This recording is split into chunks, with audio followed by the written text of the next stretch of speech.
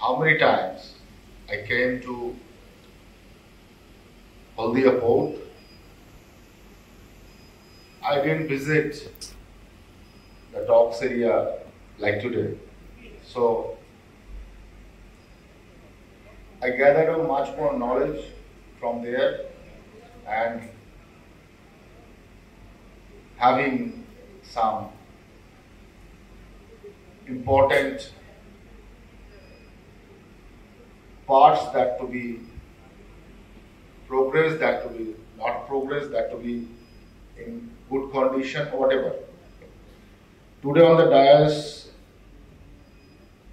our chairman, Sri Ratindra Ramanji,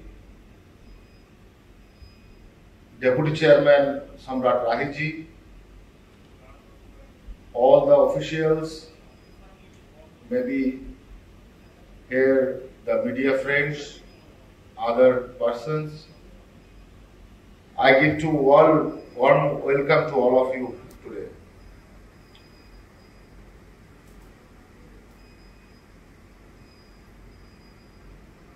আজকের যে দিন, সেই দিনটাতে আমি পোর্টে এই কারণে এসেছি যে কিছু কিছু জিনিস আছে যেগুলো আমাদেরকে খেয়াল রাখতে হবে এবং আগামীতে আমাদেরকে সেগুলো মেনটেনও করতে হবে, কেননা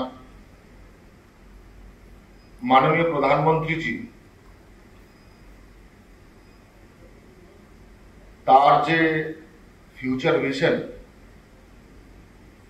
সেই ফিউচার ভিশনে সবচাইতে উনি গুরুত্ব দিয়েছেন পোর্টকে। কেননা ভারতবর্ষের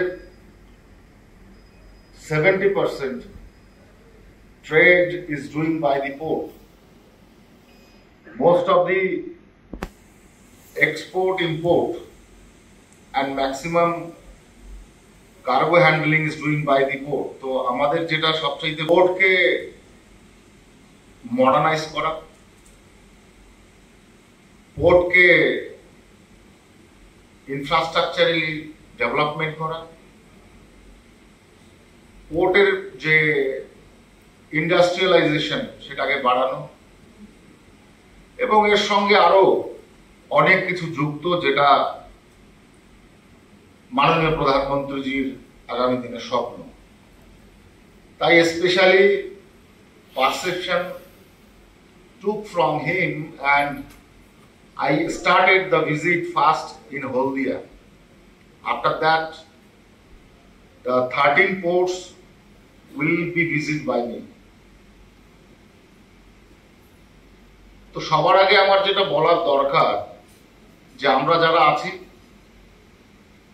তারা সকলে মিলে আমরা যদি প্রয়াস করি, মাননীয় প্রধানমন্ত্রীজির যে স্বপ্ন, সেই স্বপ্নকে আমরা বাস্তবায়িত করতে পারব। দেখো, দীর্ঘ সময় চলে গেছে, ভারতবর্ষ স্বাধীন হয়েছে। এই ভারতবর্ষ স্বাধীন হওয়ার পরে যে lack of mentality should we go for the development in every side, but there was a lack of that we've seen last 60 years, 65 years. তো আমার মনে হয় যে এখন সময় এসেছে আমাদের সকলকে মিলে এই যে ডেভেলপমেন্ট, এই যে ডেভেলপমেন্টে সামিল হব, এবং সামিল হওয়ার মাধ্যমে আমরা পোর্টকে একটা সুন্দর গঠনগত জায়গা আমরা দেব আগামী 2047 যে টার্গেট মাননীয় প্রধানমন্ত্রীজি দেখেছেন। আমরা দেখেছি পোর্টের বিভিন্ন ধরনের যে ছোট সমস্যাগুলো আছে, সেগুলো সেই সময় থেকে সমস্যা সমাধান করা হয়নি, যে কারণে সেই একই যে ধারাবাহিকতা রয়েছে, সেই ধারাবাহিকতার উপরে আমরা চলছি। কিন্তু সাডেনলি দ্য নিউ থিং, যে থিঙ্কের উপরে সমস্ত ভারতবর্ষের অর্থনীতি যে একটা ম্যাটার ক্রিয়েট করে, সেই ম্যাটারটাকে আমরা হয়তো বা সেভাবে দেখিনি আগে, কিন্তু এখন ধীরে ধীরে ধীরে ধীরে আমাদের যে চিন্তা এবং চেতনা, সেই চেতনার আমরা প্রস্ফুটন দেখছি, এবং সেই প্রস্ফুটন ধীরে ধীরে আমাদের পোর্টের ডেভেলপমেন্ট আনছে। কেননা আজকে আমাদের চেয়ারম্যান সাহেব রতনুর রহমানজি, আমি আসার সময় দেখলাম যে পোর্টের পাশে সুন্দরভাবে ওয়াল তৈরি করা হচ্ছে। এই যে ম্যাটারটা আগে ছিল না। আমি আগে পোর্ট একবার দুবার ভিজিট করেছি হয়তো হলদিয়াতে, তো তখন আমি এই ব্যাপারটা দেখিনি। তো ভালো লাগলো যে ডক এরিয়াকে পুরো সেফটি করে, ডক এরিয়াকে একটা সুরক্ষা দিয়ে তার যে সুন্দর ইনফ্রাস্ট্রাকচারাল ডেভেলপমেন্ট করা হচ্ছে, এটা একটা সুন্দর নিদর্শন আমি মনে করি। এরকম আরো জিনিস আছে যেগুলোকে আমাদের ধ্যান দিতে হবে। আমাদের মাঝে মাঝে সকলে মিলে বসতে হবে, কার কি সমস্যা আছে সেই সমস্যাগুলো আমাদেরকে বুঝতে হবে এবং সেগুলোকে সমাধান করতে হবে।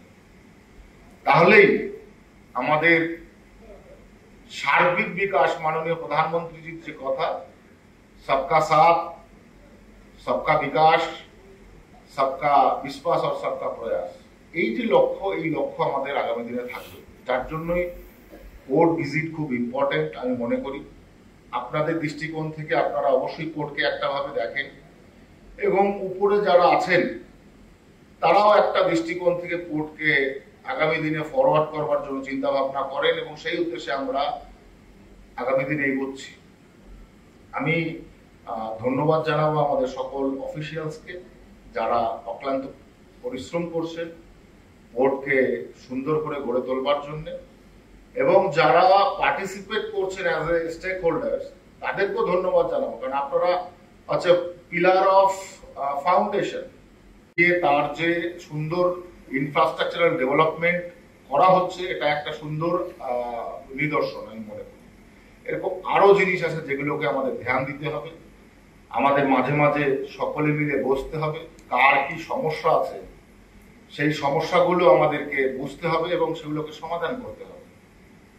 তাহলেই আমাদের সার্বিক বিকাশ, মাননীয় প্রধানমন্ত্রীজির যে কথা, সবকা সাথ সবকা বিকাশ সবকা বিশ্বাস আর সবকা প্রয়াস, এই যে লক্ষ্য, এই লক্ষ্য আমাদের আগামী দিনে থাকবে। যার জন্যই পোর্ট ভিজিট খুব ইম্পর্টেন্ট আমি মনে করি।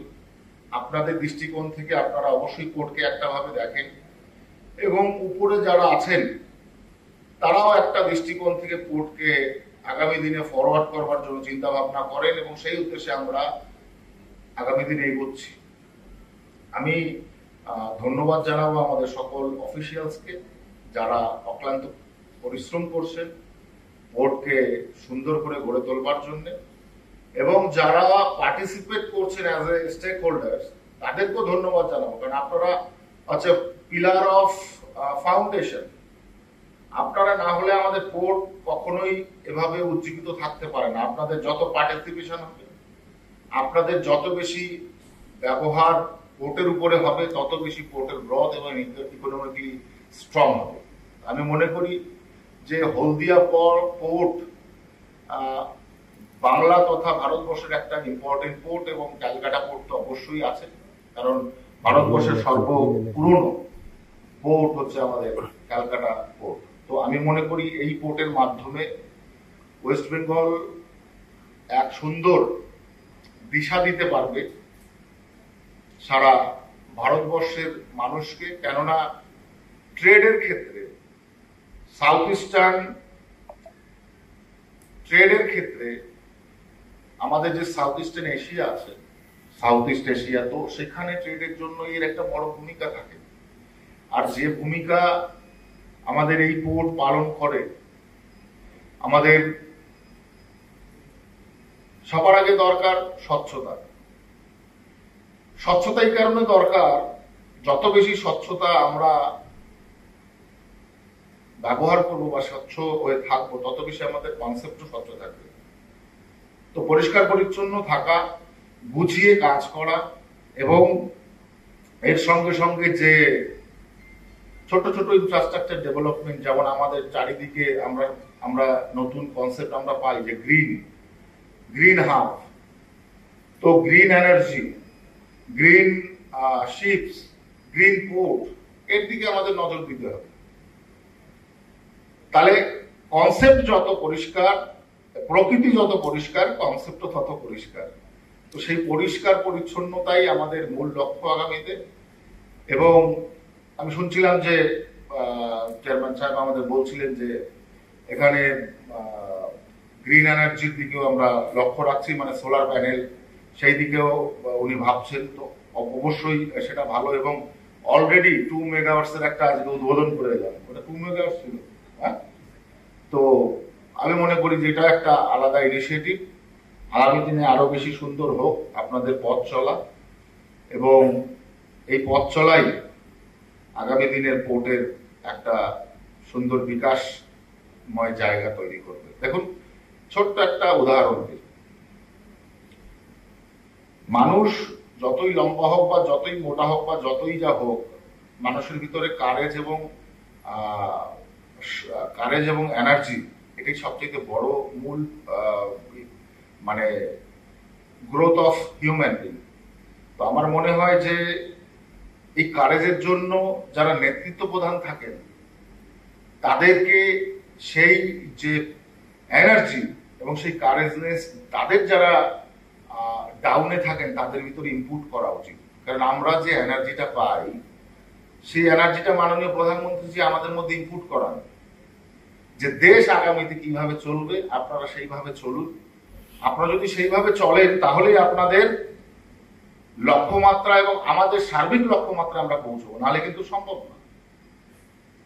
যে উদাহরণটা আমি মাঝে মাঝে দিয়ে থাকি, জঙ্গলে অনেক বড় বড় পশু পাখিরা থাকে, যেমন হাতি, গন্ডার, জিরাফ, জলহস্তী। তারা কিন্তু কেউ লিডার নয়, বা তারা কেউ কিং নয়, রাজা নয়। রাজাকে, বনের রাজা হচ্ছে সিংহ। সিংহর সাইজটা দেখুন, গন্ডারের থেকে কত ছোট, হাতির থেকে কত ছোট, জলহস্তির থেকে ছোট, জিরাফের থেকে ছোট। কিন্তু তার মাইন্ড আছে, সেই মাইন্ড কনসেপ্টটা হচ্ছে ঠিক কিং এর মতো। তো কিং যদি তার ডাইরেকশন দেয়, পেছনে 1000টা কুকুরও সেই সিংহের মতো চরিত্র দেখায়। তারা হতে পারে কুকুর, কিন্তু তাদের mind set up as like as lion. তো এই ম্যাটারটা আমাদের ভিতরে তৈরি করতে হবে। যারা আমরা ভীত বা ভীত নই, তারাও আমরা কারেজ ইনকারেজ হব এরকম টাইপের নেতৃত্ব পেলে। তো আমি মনে করি যে আমাদের যে টিম ওয়ার্ক, মিনিস্ট্রি থেকে শুরু করে পোর্ট, সবাই আমাদের মাননীয় প্রধানমন্ত্রীজির গাইডলাইনের দ্বারা এরকম ভাবে ইন্সপায়ার্ড হয়। এবং সেই ইন্সপিরেশন আপনাদের মধ্যেও আস্তে আস্তে আস্তে আস্তে সেটা ইনপুট হচ্ছে এবং পরিবর্তন হচ্ছে, set up by generation by generation. এটা দরকার আছে। আমি মনে করি যে মানসিকতাই সবচাইতে বড়, মানসিকতাই সবচাইতে মানুষকে বড় করে তোলে এবং সমাজকে বড় করে তোলে।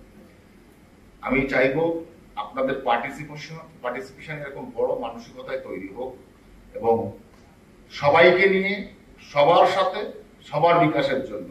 এই বলে আমি I like to give you thanks that all your presence here today. So I'm very happy to participate on you, inside you. So this is a very pleasure for me, and thank you very much those who are arranged today this sort of program, and beautiful program, and the beautiful situation created by you. Thank you very much. Jai Hind.